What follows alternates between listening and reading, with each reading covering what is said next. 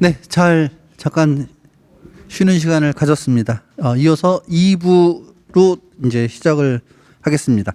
아트테크와 미술 시장이라는 또 주제를 가지고 대중들의 입장에서 아트테크의 유행과 인기를 알아보는 것만큼 아트테크의 인기와 관심을 미술 시장 활성화, 작가들의 작품과 활동의 선순환이 되는 방법을 고민하는 것도 우리의 역할이 아닐까 싶습니다. 2부에서는 우리 세 분과 예술가의 입장에서 궁금한 점들을 한번 알아보도록 하겠습니다. 대중들의 미술 시장에 대한 관심, 사실 이번이 처음이 아니거든요. 아까 그 이광기 대표님께서도 좀 말씀을 하셨는데 조금만 더 그거에 대해서 좀 더 말씀을 해주실 수 있는지요, 조금 더. 조금만 더요? 예. 그러니까 그때와 지금 어떻게 다른지. 질문이 아까 다 했던 것 같아요. 여기 대한 답변을 제가. 맞아요. 아까 2007년도 얘기를 하셨었어요. 또 리바이벌 해야 되는 그때하고 거예요. 지금이 네. 무슨 차이가 있는지 뭐 간략하게 한 단어로 말씀하신다든가. 한다고 한다면 그때만 하더라도 네. 이런 그 온라인이라는 것이 없었죠. 발전이 안 됐었죠. 그리고 그때만 하더라도 그냥 그림을 보려면 갤러리로 가야 됐던 상황이죠. 하지만 지금은 갤러리를 굳이 내가 안 가더라도 온라인을 통해서 아니면 전 세계의 미술을 내 핸드폰으로 그리고 컴퓨터로 볼 수 있다는 거죠. 네. 그리고 내가 사고 싶은 것도 바로 해외에 있는 그림도 내가 바로 직배송으로 살 수 있다는 거. 이제 그 차이죠. 그만큼 초고속화돼 있다 보니 그런 유통망조차도 유통이 그만큼 손쉬워졌다는 거 아니겠습니까? 요즘 뭐 우리가 뭐 저녁에 주문하면 아침에 배달이 오는 것처럼 지금 이 미술 시장도 어떻게 보면은 시장의 그 발빠른 그 작품에 대한 어떤 운송뿐만 아니라 작품에 대한 내가 눈에 익은 것들이 내가 빨리 갖고 싶으면 언제든지 가질 수 있게끔. 예전에 그걸 수송을 하려고 그러면요 쉽지가 않았어요. 그리고 어떤 지정돼 있는 외국 작가의 작품을 가지고 싶어도 정말 몇몇 메이저 갤러리를 통하지 않으면 구할 수가 없었고, 예. 그러다 보니까 가격은 그쪽에서 정하는 가격이 그냥 그 가격인 거예요. 하지만 지금은 어느 정도 미술 시장이 예전에 비해서 뻥튀기가 없다는 거죠. 예, 정확한 데이터에 움직여서 그 시장의 가격이 있다는 거죠. 그래서 합리적인 가격으로 내가 원하는 작품들을 구매할 수 있다는 거죠. 네.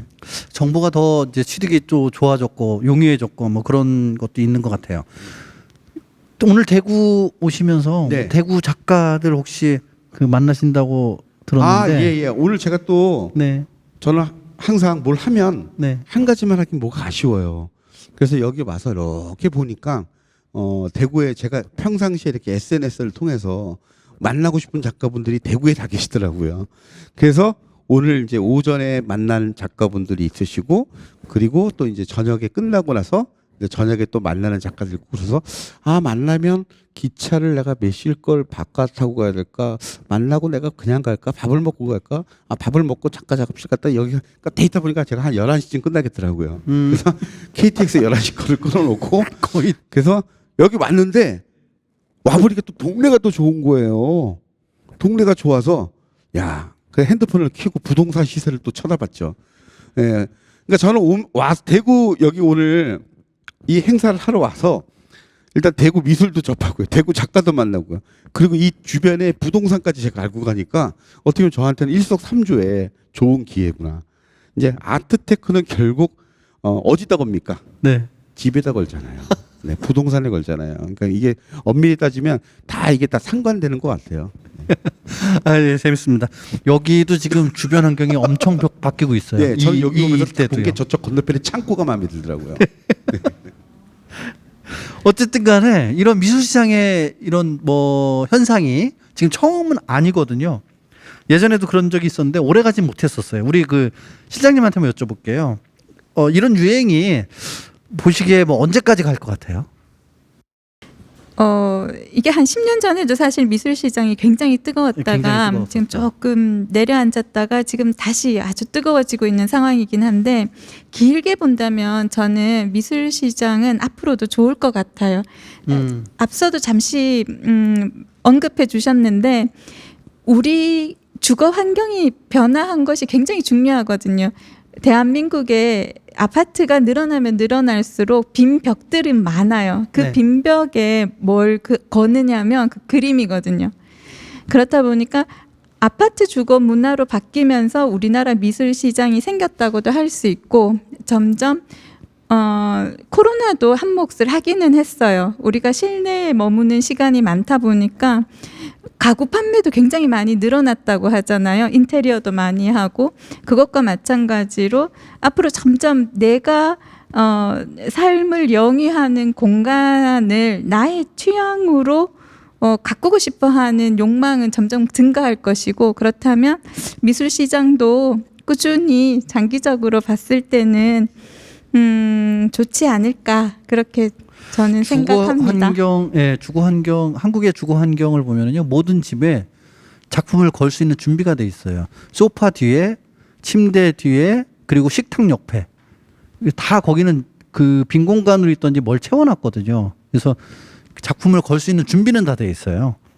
그러니까 아트테크가 이렇게 유행하면서 사실은 이런 영향을 받고 혜택을 보는 작가가 일부만 있지 않느냐, 뭐 그런 지적도 있어요. 우리 실장님 뭐 계속해서 한번 여쭤볼게요. 그러니까 그런 지적에 대해서 어떻게 생각하시는지, 그리고 이 지역, 우리 대구 지역 그 작가들이 이런 미술 시장에 대해서 관심을 알고 또 활용할 수 있는 방법이 뭐가 있을까요? 그러니까 일부 작가들한테만 혜택이 있다. 그리고 대구에 활동하는 여기 우리 대구 지역 예술가들, 작가들, 그러니까 이런 분들이 이런 지금 뭐 이런 시기를 어떻게 활용을 하는 게 좋을까? 예전에 비하면 지금 상당히 환경은 좋아졌다고 네네. 생각을 하거든요. 아트페어란 게 예전에는 서울, 부산 있었고 대구에 생긴 지가 얼마 안 되었어요. 불과 몇 년 안 된 걸로 알고 있는데 아트페어는 가면 대구 아트페어잖아요. 지역 작가들 작품들이 상당히 많이 있고 지역의 갤러리들이 많이 작품들을 또 전시하고 있고 이런 환경들은 지역 작가들에게도 굉장히 고무적인 일이죠. 또 이 지역 화랑들이 서울의 페어에도 가고 하기 때문에 대표님 잠시 전에도 말씀해 주셨는데 이 미술계도 하나의 생태계라는 것이 있거든요. 예전에는 갤러리나 뭐 작가 작업실 이렇게 조금 일부 사람들만이 그들만의 유통망으로 작품들이 오고 갔었다면 요즘은 아트페어에서 아주 공개적으로 내가 작품들을 비교해서 감상할 수 있고 구입할 수 있고 그리고 온라인에서 얼마든지 정말 너무나 많은 정보들을 취할 수 있어요. 그렇다 보니 일반인들도 쉽게 작품에 접근할 수 있고 그런 환경들이 있으니 지역 작가분들도 더 많은 기회가 생긴 거죠. 그래서 저는 항상 하고 싶은 얘기는 뭔가 새로운 것이 있다면 두려워하지 마라. 뭐든지 한번 도전해보고 NFT도 마찬가지예요. 뭐든지 도전해보고 가지 않은 길을 가고 그러한 시도들이 중요할 거라고 생각해요. 기회는 너무나 많아요. 이제는 지역이다 서울이다 상관없이 지역에 계신 분들에게도 너무나 많은 길이 열려 있다. 그렇게 생각하고 굉장히 좋은 시대에 작업을 하고 있다라고 생각해요. 저는. 이광기 대표님도 오늘 네. 대구 와서 작가들을 만나셨고 했는데 네네. 어떻게 이제 아무래도 저도 사실 그 경기도 지역에 있다 보니까 그 경기문화재단의 그 아트 경기라는 프로그램이 있습니다. 그것이 무엇이냐면 경기도 유통 활성화를 위한 그 프로그램이에요.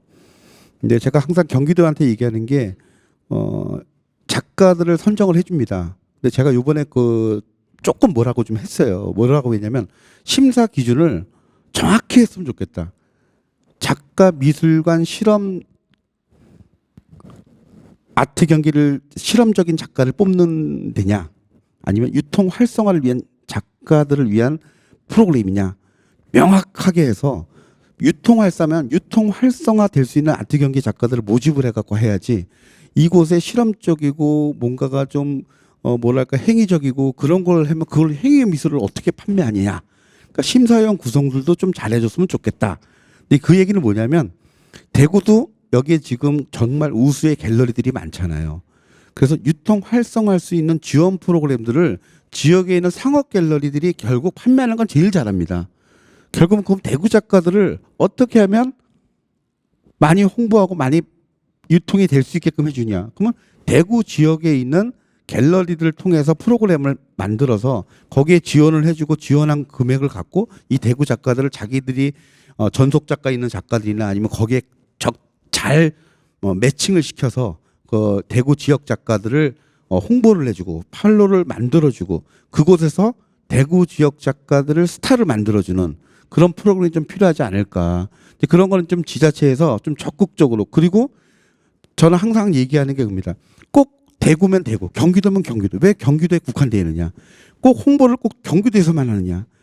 왜냐하면 우리가 보통 홍보를 하려면 아트페어를 나가는 것처럼 대구 지역 작가들이 대구 지원금 만약에 여기서 뭐 대구 미술관이나 아니면 대구 문화재단에서 기금을 받아서 꼭 대구에서 판매할 게 아니죠. 오히려 서울의 한 공간을 빌려 갖고 아니면 그쪽에서 대구 작가들을 오히려 중심 문화의 중심지인 서울에다가 오히려 부스를 만들어서 이쪽에서 지속적으로 서울에 또 파트너십을 하나 만들어 놓고 그래서 지역 작가들을 그쪽으로 해서 거기서도 홍보할 수 있는 그런 좀 시스템들이 다양한 채널들을 좀 만들어줘서 그리고 그 지역 지자체나 문화단체나 문화재단에서 그런 지역 작가들 홍보해 줄 수 있는 거를 좀 적극적으로 활용하고 또 작가들은 그런 팔로를 이용해서 우리가 보통 지원하면 그냥 지원해주는 프로그램이다 하고 그냥 이런 거 어떻게 받아서 잘 해서 이걸 전시하고 그냥 끝내고 그냥 하나의 자기의 프로필에 나가는 게 아니라 아까 제가 얘기했잖아요. 이 생태계가 중요한 만큼 그 생태계 살아남으려면 혹시 정말 자생력이 중요하거든요.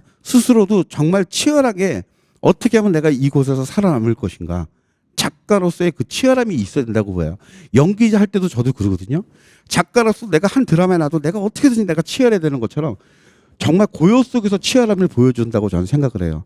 그런 것들이 갤러리와 그리고 갤러리들도 열심히 하는 작가들을 더 적극적으로 홍보를 하려고 그러고 그리고 미술관도 아마 작가님들이 더 적극적인 작가들을 더 왜냐하면 사람이라는 건 어쩔 수 없는 게 정말 자꾸 내 앞에서 뭐 누군가가 보여야 돼요. 물론 대단한 사람 내가 찾아가지만 맞아. 이런 거 기획을 하는데 갑자기 또 안 떠오를 때도 있거든요. 근데 바로 내 옆에 있어. 그러면 그럴 때 있지 않습니까? 옆에 자주 보이면 이 작가 이번 기획에 이 작가랑 잘 어울릴 것 같아. 뭐 이런 생각도 있지 않습니까? 실장님? 예. 충분히 이해가 돼요. 맞아요. 네. 그런 게 좀 필요하다는 거죠. 그러니까 좀 열심히 그러니까 작가도 열심히 활동해야 되고. 네, 작가도 열심히 하고 그리고 네. 여기 지역에 있는 네. 뭐 재단이라든가 네. 그런 데서도 좀 다양한 프로그램을 통해서 지역 스타 작가를 만들어야 돼요. 중요한 건 정말 스타를 만들어줘야 동의합니다. 돼요. 정말 공감해요. 저는 맞아요. 딱 하는 얘기가 뭐냐면요. 10명을 키울 필요 없다. 죄송합니다. 제가 딱 항상 하는 얘기가 한 놈만 키워라. 한 놈만 되면 여기서 대구에서 한 놈만 뜨면 한 작가만 뜨면 무조건 모든 사람이 여기 계속 지원한다. 저는 그거예요. 스타 하나만 키우면 되는 거예요. 네. 저도 너무너무 공감하는. 정말 너무너무 공감합니다. 어쨌든 아까 우리 강상훈 이사님께서 한국의 미술 시장이 전 세계에서 한 1%도 못 미친다. 그러니까 큰 시장은 아니다. 이렇게 말씀을 하셨는데, 그러니까 경제 규모로 봤을 때 우리나라하고 비슷한 국가들하고 비교했을 때 한국 미술 시장은 그렇게 큰 편은 아니다라고 이렇게 생각을 합니다. 아트테크가 대중의 관심을 받으면서 미술 시장이 이렇게 지속적으로 성장 가능할 수 있다고 보시는지요? 선진국 같은 경우에 미술 시장 규모가 GDP 대비해서 한 0.1% 정도 차지한다라고 하거든요. 그럼 우리나라도 이제 선진국에 3만 불이 넘었으니까 그 선진국이라고 하면 최소 3조 시장 정도는 돼야 되는데 현재 우리나라는 5천억 시장을 아직 못 넘고 있거든요. 그러면 앞으로 정상적이라면 한 2조 5천억 정도의 폭발적인 잠재 성장률이 있다라고 보고 있거든요. 그래서 주식시장 같은 경우도 한 2007년도에 2,000포인트 돌파하고 올해 초에 3,000포인트 넘기까지가 한 13년 정도 이렇게 10년이 넘게 걸렸는데 제가 볼 때는 이렇게 아트테크에 관련한 관심들이 많아지게 되면 향후 10년간은 어마어마하게 조 단위로 우리나라도 미술 시장이 커질 거라고 확신을 하고 있습니다. 네. 확실한 거는 지금 다 전체적으로 말씀하신 게 예전에 한 2007년도 이 당시에 아주 뭐 뜨거웠을 때 그리고 확 내려갔잖아요. 근데 요번에 같은 경우는 뭐 그럴 것 같지는 않다. 이게 좀 지속 가능할 수도 있겠다. 지금 이사님도 그렇게 이제 말씀을 하셨는데 그러면은 건전한 그 미술 생태계를 구축하려면은 지금 이 아트테크가 나중에 향후에 그러니까 방향성을 어떻게 가야 될지 한번 생각이 있으면은 의견이 물론 말씀해 주세요. 네. 네. 역량 있는 작가분들을 발굴하고 지원하는 것도 굉장히 좋은데요. 그 창작자분들에 대한 대우도 좀 배려를 해야 된다라고 보거든요. 외국 같은 경우에는 그 미술품을 계속 경매나 이렇게 양도를 하게 되면 그 양도 차액의 한 20% 정도를 작가님이 살아가시면 작가님한테, 작가님이 안 계시면 유가족한테 이렇게 창작 지원금처럼 이렇게 드리고 있거든요. 음악으로 치면 뭐 저작권 수입처럼 사후에도 주는 것처럼 그게 미술 시장에서 이제 추구권이라고 하는데 이런 게 우리나라도 조금 더 외형적으로 좀 커지게 되면 그런 것도 활발하게 진행이 돼서 작가님들이 창작에만 좀 집중할 수 있게끔 작가님들이 10년 전에 100만 원 주고 판 작품이 지금 현재는 예를 들어서 1000만 원이나 억대에 팔리고 있다라고 하면 약간 내 작품이 알려주고 고평가 받아서 좋긴 하지만 나한테는 실질적인 도움이 안 된다고 보면 약간의 박탈감도 느낄 수 있을 거라고 보거든요. 그런 좀 배려도 앞으로 더 생겼으면 좋겠습니다. 그러니까 네. 수익금의 어느 정도를 작가한테 준다. 마치 저작권료처럼. 그렇죠. 네, 양도 차액의 일부를 네. 작가님한테 이렇게 드리는 거죠. 유가족이나 그런 식으로 하게 되면 내 작품이 유명해지고 더 그 고가에 팔릴수록 계속 수입이 들어오게 되니까 한 번 판 걸로 끝나는 게 아니라 계속 소유자가 바뀔 때마다 더 큰 금액의 경매가 되면 그 일부를 받을 수 있기 때문에 굉장히 좋을 것 같습니다. 그래요. 그것도 좀 새롭습니다. 그러니까 현재 컬렉터로서 우리 그 대표님이요, 그 문화 계획자로서 이렇게 활동을 하고 계시는데 한국 미술시장 발전과 작가들의 성장을 위해 평소에 생각하시는 게 혹시 있으신지요? 이제 각자의 다 역할이 중요한 것 같아요. 각자의 역할. 네, 일단 갤러리스트로서의 또 역할, 네. 그리고 또 작가는 작가에 대한 역할, 또 컬렉터는 컬렉터에 대한 역할이 있는 것 같아요. 그리고 중요한 거는 작품에 대한 작가로서는 어떻게 하면 이 동시대의 내 작업을 통해서 세상에 대한 메시지를 어떻게 전달할 것인가. 예, 이제 예전에 제가 얼핏 이런 얘기를 들었어요. 상업성 있고 예술성 있고 역사성 있는 작가. 과연 누가 몇 명이나 있을까? 없잖아요. 별로 없어요. 상업적입니다. 근데 자세히 가끔 가다가 얼핏 보면 웬디 월이 좀 아닐까. 예, 그리고 우리 한국 작가로서 백남준 선생님이 아닐까. 왜냐하면 미술 역사에 어떻게 보면 한 장르를 만들어졌잖아요. 그리고 또 상업성도 있어요. 워낙 퍼포먼스가 강하시잖아요. 머리가 뛰어나시고, 예. 그리고 또 예술성도 겸비하시고. 그러니까 이분이야말로 근데 아직까지 저평가돼 있단 말이에요. 예.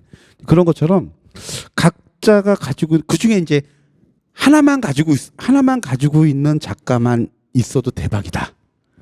상업성을 아예 가지고 있던가, 아예 정말 미술관급 작가를 내가 정말 대한민국 미술사의 나물 작가들을 내가 선택을 할 것이냐, 아니면 정말 그냥 뭐 그게 그 중에 다 두 가지 중에 한 가지가 충족되면 또 물론 예술성도 있겠죠.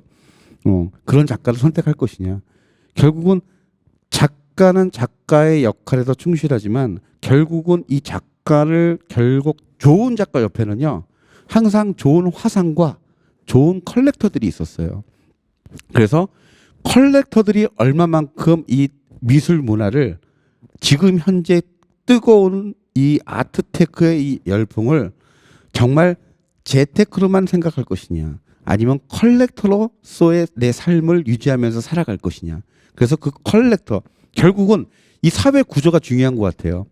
그냥 이 작품들을 아트테크로서 만들고 그리고 그냥 주식처럼 한번 뻥튀기 하고 그리고 한번 하고 가는 게 아니라 그러다고 나서 옛날 2007년, 2008년도처럼 한번 인기 있다가 뭐 자산들이 갑자기 훅 빠져나가면서 갑자기 미술품이 갑자기 가격이 폭락을 해버립니다. 그러다가 이 젊은 그때 구입했던 작가 컬렉터들이 미술의 염증을 느껴서 떠나가는 사례가 있었어요.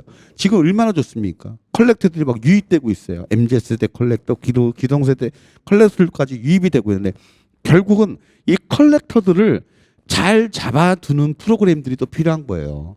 컬렉터들 간의 네트워크 연결, 그리고 컬렉터들 간의 교류, 그리고 어떤 작품들을 구매할 수 있는 지금 우리 같은 이런 프로그램들, 그러니까 결국 컬렉터들과 작가들과의 교류할 수 있는 것들이 결국 갤러리에서도 할 수도 있지만 갤러리 잘 못합니다. 결국 뭐냐, 관급 미술관이라든가 보면 해외 메트로폴리탄 같으면은 그 미술 후원하는 그 모임 같은 데 보면 파티도 하고 물론 우리나라도 하긴 하죠. 근데 그게 그들만의 리그가 아니라 말 그대로 정말 슈퍼 컬렉터들만 모아놓고 뭐 회장님들만 모아놓고 그런 컬렉터들이 아니라 젊은 컬렉터들도 와서 정말 가장 편하게 할 수 있는 정말 그런 모임들도 약간 클럽 같은 느낌, 그런 느낌의 컬렉터들을 모여서 같이 서로 소통할 수 있는 뭐 그런 프로그램들이 좀 많아진다 그러면 컬렉터들이 내가 그림 팔겠어요? 이런 사람들과 좋은 교류도 하고 좋은 만남도 있고 또 좋은 젊은 작가들도 소개시켜주고 그러면 결국 또 컬렉션을 또 하겠죠. 그러면 그게 계속 순환이 돼서 우리나라도 해외처럼 좀 더 발전되지 않을까. 그리고 제일 중요한 건 물납세인 것 같아요. 정말 많은 미술 업계에 종사하시는 분들이 이 물납세가 빨리 좀 돼서 나중에 우리나라에 이건희 회장님 같은 분이 제가 보니까 제일 넘버 원이시겠지만 그만큼 또 좋은 컬렉션을 가지고 계신 분들이 많아요. 예, 그런 분들이 물납세가 됐을 때 정말 우리 미술관에 대구 미술관에도 정말 해외에서만 볼 수만 있었던 그 정말 최고의 컬렉션들이 다 들어오면 일단 우리나라 미술관에 예산이 부족합니다. 컬렉션할 예산이 지금 뭐 국립현대 해봤자 뭐 50억인가밖에 안 된다는데 50억 갖고 과연 누구 거 사겠어요? 그냥 우리나라 작가 김한기 선생님 거 작품 한 점 살까 말 거예요. 이제는요. 예.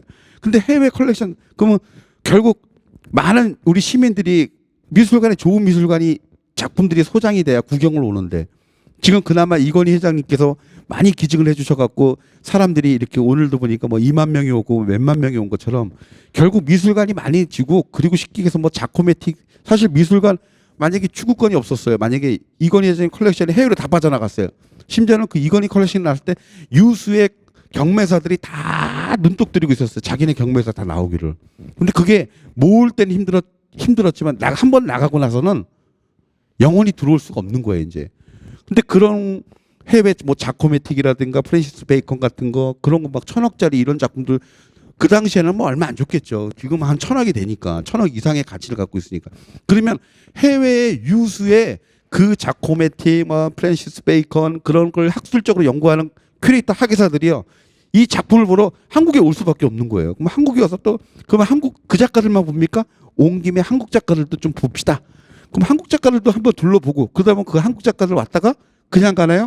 그러면 한국 작가를 갖고 우리 영국에서 우리 한국 작가들 전시 한번 할까요? 이제 그러면서 이렇게 얘기가 오고 갈 수 있는 그런 문화가 좀 형성이 돼야 되지 않을까 생각합니다. 그 컬렉터로서의 자세도 필요하다. 그리고 투기가 아니라 건전한 투자로 봐야 되고 그리고 이거를 진정 내가 작품의 가치를 알고 뭐 그런 것들은 지금 말씀하셨고 여러 가지 이제 뭐 말씀해 주셨는데 혹시 강상훈 그 이사님 미술품을 구입을 했는데 이게 내가 이제 어쨌든 투자를 했어요. 이 가격이 오른 거예요. 시간이 지나서. 네. 그러면 그 차액에 대한 혹시 세금이 있습니까? 생존 작가에는 세금이 전혀 없고요. 뭐 내가 100만 원에 10년 전에 산 작품이 지금 1억에 팔았다 하더라도 양도세가 전혀 없고요.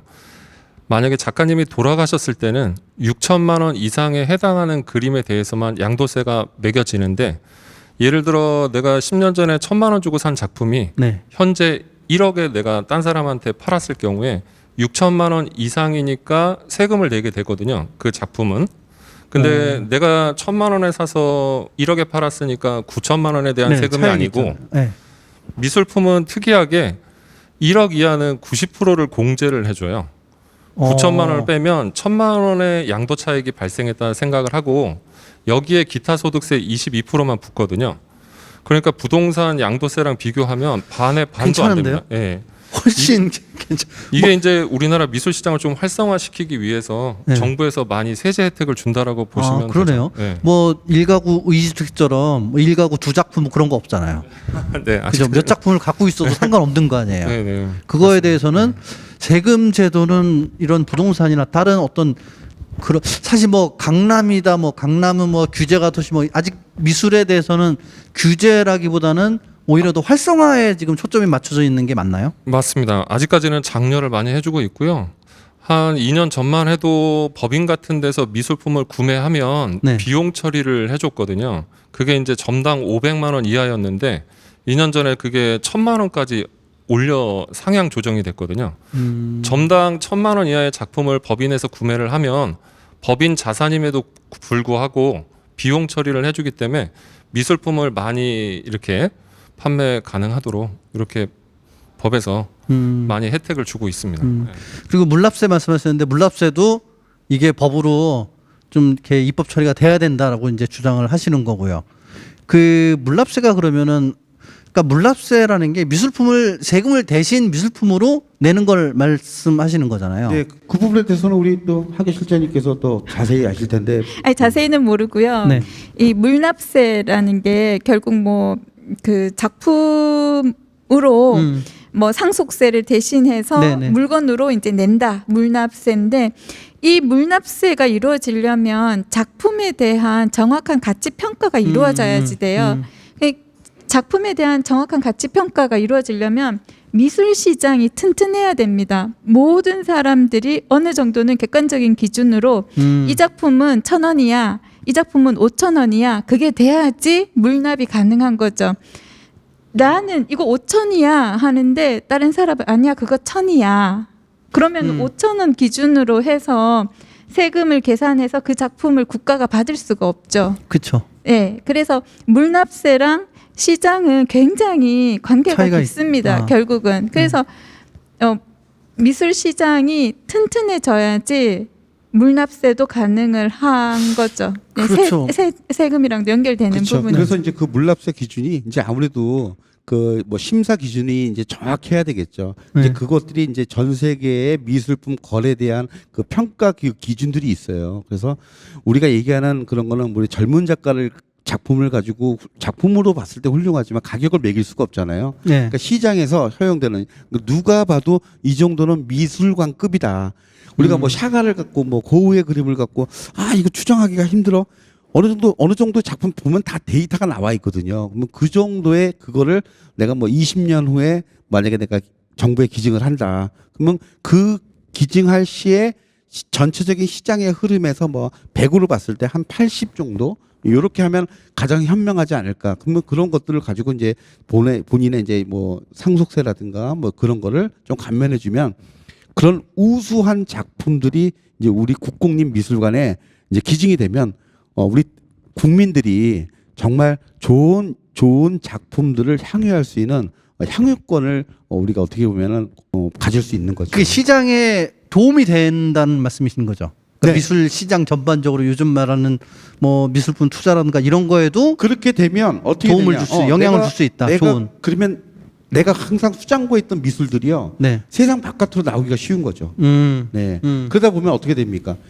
미술품은 숨을 쉬어야 시장이 돌아가잖아요. 그러니까 시장에 나왔다는 것은 결국 그 안에서 보면 또 누군가는 또 소유욕이 생기는 사람들이 또 있을 거라는 그렇죠. 거죠. 네. 그렇죠.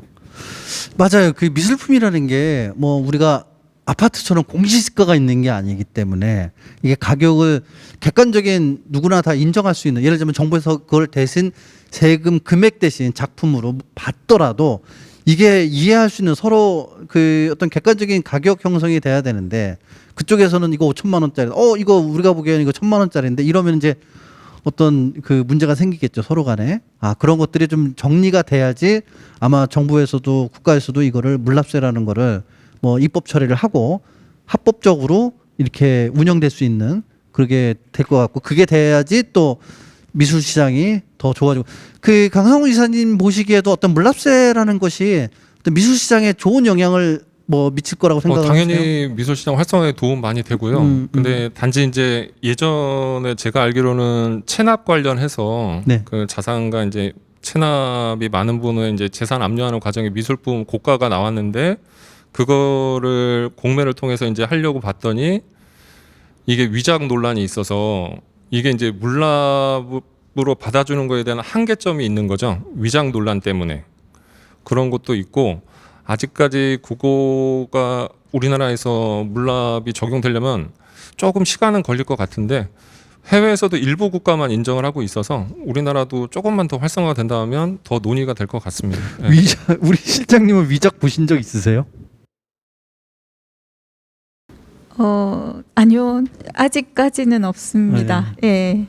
아직까지 한국에서 아니야 예전에 뉴스에 나오고 그랬었어요. 있기는 많아요. 청량대 작가님 많이 위장 있습니다. 논란도 위장. 있었고 예. 요즘 미술 시장이 뜨거울 때요. 그러니까요. 항상 모든 게 뜨거우면요. 네. 송사가 많이 걸려 있습니다. 부동산 시장이 좋으면 부동산 송사가 많이 걸리듯이 네. 미술 시장이 뜨거우니까 저도 사실 뭐 몇 개 봤습니다. 왜냐하면 시장이 뜨거워지니까 네. 제가 경매를 하니까 뭐 이것도 위탁하겠습니다 갖고 하는데 네. 아무리 봐도 이건 아니거든요. 그래서 제가 몇 군데 조사해 본 결과 위작이다. 예. 야 그런 경우도 있을 수 있군요. 나중에 뭐 이게 시장이 이렇게 커지면 파이가 커지면은 뭐 예를 들자면 뭐 그 사기 사건도 있을 수 있는 거고 뭐 그러니까 송사가 말씀하신 대로 그런 것이 또 비일비재할 수 있는 네, 그런 것도 그래서 걱정이 되네요. 일반 요즘 참 정말 오늘 중요한 얘기를 해주셨는데 이 아트테크라는 게 그림을 잘 사서 내가 어떻게 보면 좋은 작품들 내가 행복한 그림을 내가 수집하는 것도 있지만 반대편으로 봤을 때는요 이 아트테크 때 항상 보면 너무 시장이 좋으니까 누구 그림이 시장에 나왔어 그러면 묻지 마. 옛날에 보면 묻지 마 부동산 그냥 딱지 사고 뭐 사고 뭐 그냥 뭐 동호스 나오면 그냥 나 줘 하는 것처럼 만약에 예를 들어서 지금 요즘 시장에 많이 돌아다니는 짝퉁 그림이 박수근 선생님, 청경자 선생님, 그리고 김한기 선생님, 그리고 이중섭 선생님 그림이 은근히 많이 돌아다니고 있습니다. 예. 그리고 이제 어떤 분들은 뭐 고미술 저는 그래서 고미술을 무혐의해서 저는 안 합니다. 그리고 뭐 특히 뭐 중국 도자기. 이게 중국에 뭐 언제 때 도자기인데 근데 그 엑스레이 한 2번 통과하면 한 300년씩 시간이 흘러가더라고요. 네, 그래서 저 아시는 분도 뭐 중국 도자기 하나 사갖고 지금 아직도 지금 그거 송사에 아직도 몇 년째 지금 하고 있는데 그만큼 이럴 때일수록 물어야 됩니다. 어떨 때 물어요? 이거 왜냐면 저도 예전에 부동산 사기를 당해봐서 알거든요. 꼭 사기꾼들이라는 얘기 이거 너한테만 보여주는 거야. 아무한테도 보여주지 마. 그리고 너한테 이 그림 정말 좋은 가격에 줄게. 그럼 벌써 의심해야 돼요. 그럼 빨리 그 이미지들을 화랑협회에서부터 해갖고 미술 관계자가 모르면 그냥 화랑협회나 감정하는데 제가 제일 믿을 만한 데는 그냥 화랑협회인 것 같아요. 그냥 화랑협회 가서 보여주고 이 감정 맞냐 안 맞냐 진위 여부를 가리는 게 가장 현명합니다. 네, 좋습니다. 하여튼 많은 얘기를 지금 나누고 있는데요. 미술 작품의 가치를 알아보는 눈을 가진 사람들이 얼마나 될까요? 작가의 이름이나 유행을 쫓아 투자한다는 것은 생각보다 그 어리석은 일일 수 있습니다. 지금 뭐 말씀 다 우리 대표님도 그렇고 실장님도 그렇고 이사님이 말씀해 주신 그대로예요. 그 몇 년 전에 거리에서 화제가 됐던 그림이 있어요. 잠깐 영상을 한번 보도록 하겠습니다.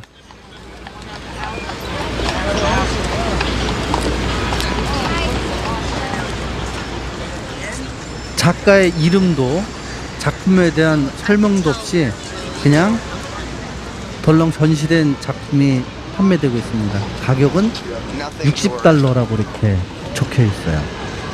사람들이 반응이 좀 시큰둥합니다. 근데 다음날 이 작품의 작가가 SNS에 내 작품이다라고 이렇게 올렸어요. $60였던 그 작품 가격이 10억에서 20억 정도에 호가하는 작품이에요.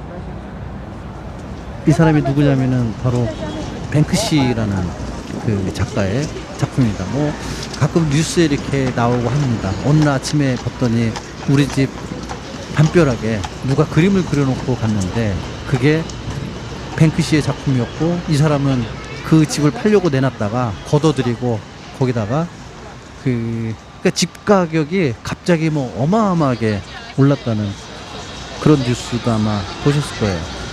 자, 그 뱅크시 관련된 영상 하나 더 보도록 하겠습니다.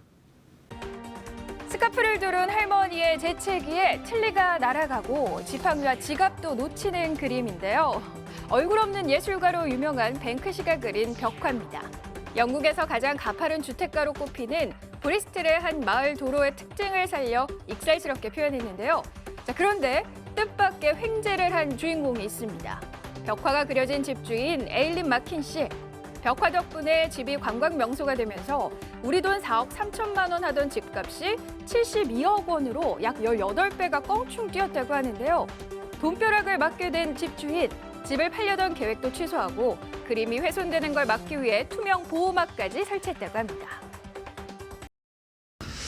그 브라이튼의 펍에 그림이 그려져 있는데 그거를 그 펍 주인이 미국에다가 팔았어요. 그거를 벽에 있는 그림을 이제 떼어내서 미국에 팔았는데 그게 한 60~70억에 팔았다고 하더라고요. 근데 그게 나중에 영국 사람들이 그 작품을 왜 미국에다가 파냐. 영국에 있어야 된다, 그거는.